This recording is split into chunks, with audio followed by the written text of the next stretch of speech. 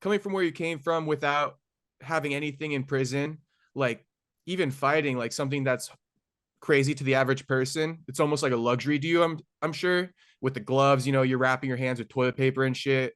So, like, how has that been able to propel you to be like a great fighter in a sense? Does that help you at all? I guess is what I'm asking too.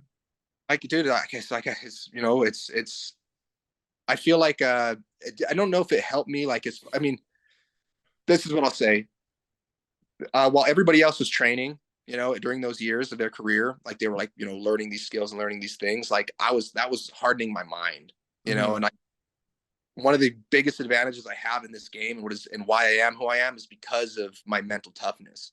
Like I said, like when I'm fighting, dude, these other guys aren't what I am in there. At least I haven't met one yet, that becomes what I become when I'm fighting, and Mm-hmm. it's adversity and the struggle of my life that I've turned into that, and it's been, I can say that now because I've had enough fights and I've been in this game long enough to see what my peers are like in the locker rooms, in the cages, in these places, and I'm different. I am like I'm different than my peers. So yeah, dude, it did help me because it made me mentally resilient, man. It made me not subject to the nerves of normal people. Made me grateful for the small things.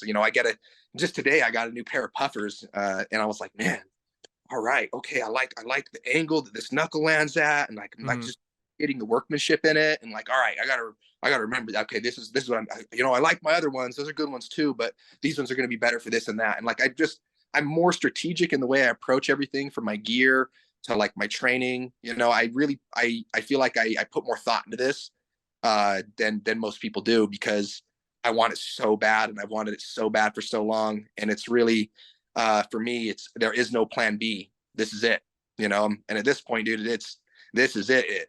So sink or swim. That is what it is, and I'm a swimming motherfucker. So let's go. Yeah.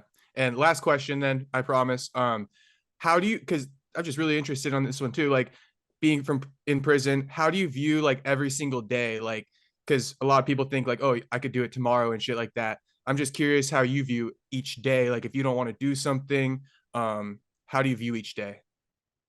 I think that's another good thing, is it's not that I don't look into the future. It's just, the best survival mechanism in a place like that, or this goes for anybody that's going through some hard shit in their life, um, is to just live every day one day at a time. Like, all that exists is the present moment.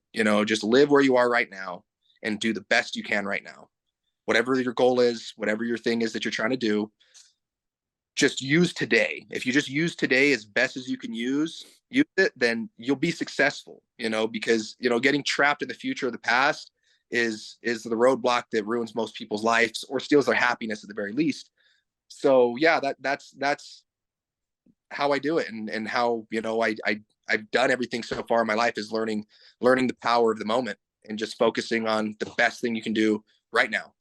Not tomorrow, not in a year, right now. Right now. All right, man. I think that's a perfect place to end then. And I appreciate you just sharing your whole story, man, being open about it. Maybe some things are hard to talk about, but I think people will like to hear about this as well. I appreciate it, man. It's been fun.